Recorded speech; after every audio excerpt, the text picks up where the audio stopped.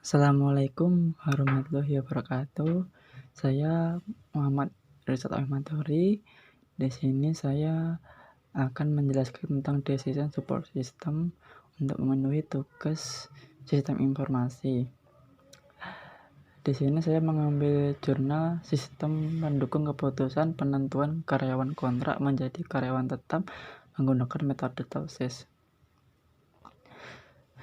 Di sini diawali dengan pengertian karyawan kontrak adalah karyawan yang bekerja pada suatu instansi dengan kerja waktu tertentu yang didasari atas suatu perjanjian atau kontrak.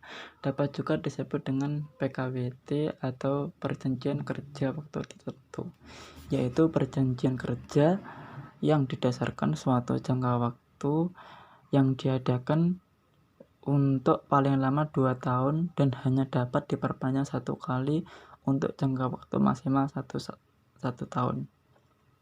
Kemudian karyawan tetap adalah aset utama perusahaan yang menjadi perencana dan pelaku aktif dari aktivitas organisasi.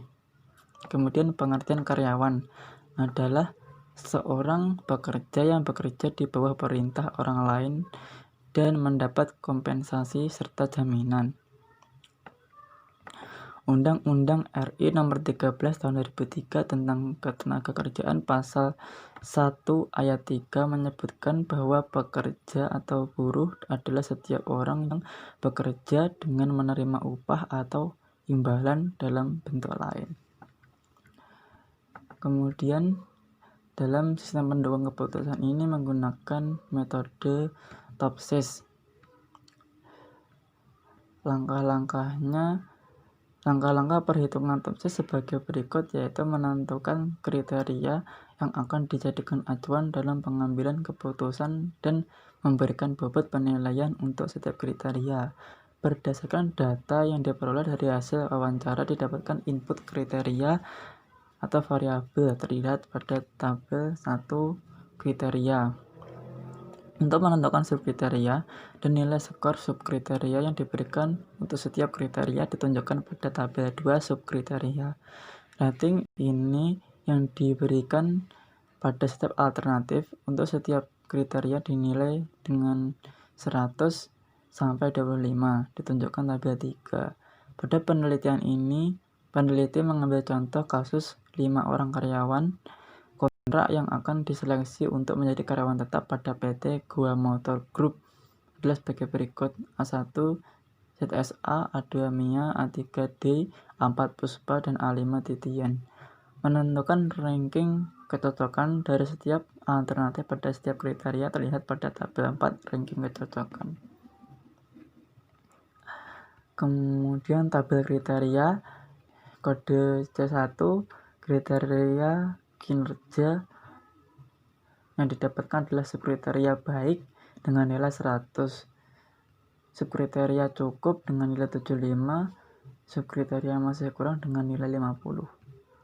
Kemudian kode C2 kedisiplinan, subkriterianya sangat kurang dengan nilai 25, subkriteria baik dengan nilai 100, subkriteria cukup nilainya 75, dan subkriteria masih kurang dengan nilai 50. Kemudian kode C3 loyalitas, subkriteria cukup nilainya 75, masih kurang nilainya 50, sangat kurang nilainya 25. Kemudian C4 pengalaman bekerja, lebih dari 2 tahun nilainya 100, lebih dari 1 tahun nilainya 75, dan 1 tahun nilainya 50.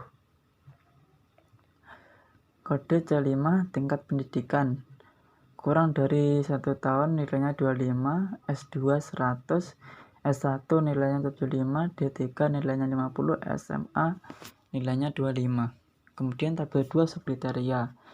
C1 kinerja bobotnya 30%, C2 kedisiplinan bobotnya 25%, C3 loyalitas bobotnya 20%. Kemudian pengalaman bekerja dengan kode C4 bobotnya 15%, kode C5 tingkat pendidikan bobotnya 10%. Kemudian Tabel 3 rating kecocokan. Nilai 25 keterangannya sangat kurang, 50 kurang, 75 baik, dan 100 sangat baik. Kemudian langkah-langkah perhitungan top size sebagai berikut. Yang pertama, membuat matriks keputusan yang ternormalisasi dengan rumus sebagai berikut. Di sini X1 sama dengan yang pertama, di nilai pertama 100 ini diperoleh dari nilai rating kecocokan sangat baik. Kemudian dilanjutkan 75, rating kecocokannya baik, 5 ditambah 50 dengan keterangan kurang, rating kecocokan kurang. Kemudian 25, rating kecocokannya sangat kurang, kemudian ditambah 75. Di sini dipangkatkan 2, kemudian ditambahkan dengan hasilnya 24.375, di akar pangkat hasilnya 156,12. diperoleh kemudian rating 11 sama dengan 100 ini sangat baik. Kemudian dibagi hasilnya dari tadi X1, hasilnya 0,64. Kemudian R12 sama dengan 75 dibagi hasil dari X1 tadi, hasilnya 0,48. Kemudian R13 nilainya 50 dibagi hasil X1 tadi, hasilnya 0,32. Kemudian R14 25 dibagi X1, hasil dari X1 tadi, lalu hasilnya 0,16. Kemudian R15 dengan nilai 75 dibagi hasil X1 sama dengan 0,48. Kemudian tabel 4 ranking kecocokan. Alternatif menggunakan NIK 02104103, kode C1 tadi adalah kinerja dengan nilai 100, yaitu sangat baik. Kemudian C2, kode kriteria kedisiplinan, nilainya 75, yaitu baik. Kemudian C3 yaitu loyalitas dengan nilai 50 itu kurang. Kemudian C4 yaitu pengalaman bekerja dengan nilai 25, yaitu sangat kurang. Kemudian C5 yaitu tingkat pendidikan dengan nilai 75, yaitu baik, dan seterusnya. Selanjutnya, dengan cara yang sama kita buat juga matriks keputusan ternormalisasi untuk kali 2, kali 3, kali 4, dan kali 5. Setelah itu kita dapatkan hasil untuk X kali 2, kali 3, kali 4, dan kali 5. Seperti pada gambar berikut ini. Hasil dari kali R11 sampai R55.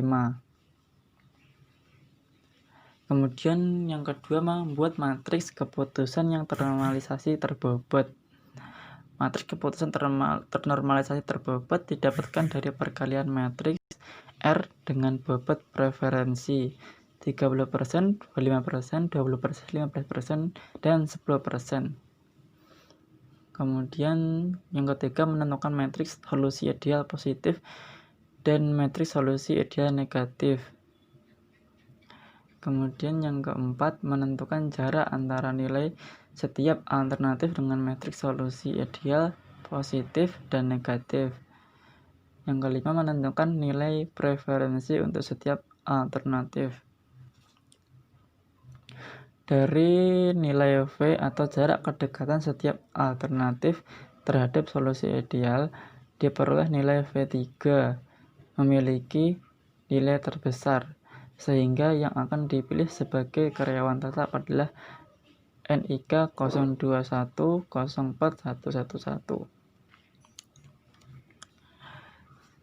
Jadi yang mendapatkan adalah ini ya, dengan kriteria 75, dengan kriteria kode C1 kinerja dengan nilai 75 yaitu baik. Kemudian C2 yaitu kedisiplinan, nilainya 75 baik. Kemudian C3 loyalitas, nilainya kurang.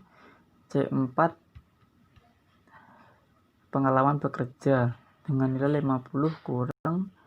Kemudian C5 tingkat pendidikan dengan nilai 75 yaitu baik. Kemudian kesimpulan dari sistem pendukung keputusan.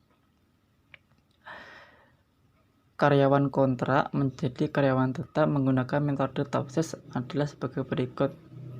Yang pertama, prosedur penentuan karyawan kontrak menjadi karyawan tetap dimulai dari karyawan yang sudah melalui masa bekerja selama menjadi karyawan kontrak dan ingin bekerja sebagai karyawan tetap di PT Goa Motor Group. Kemudian akan dilakukan penentuan dengan penilaian dari beberapa aspek seperti kinerja, loyalitas, kedisiplinan, tingkat pendidikan, dan pengalaman bekerja.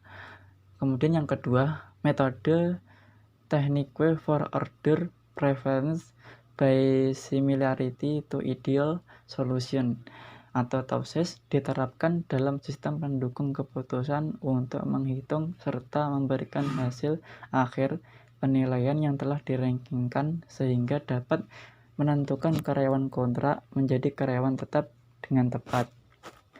Kemudian yang ketiga, dari pengujian aplikasi yang dilakukan dengan mengimplementasikannya dapat membantu pihak pengambil keputusan untuk memutuskan apakah karyawan kontrak tersebut sudah memenuhi kriteria untuk menjadi karyawan tetap.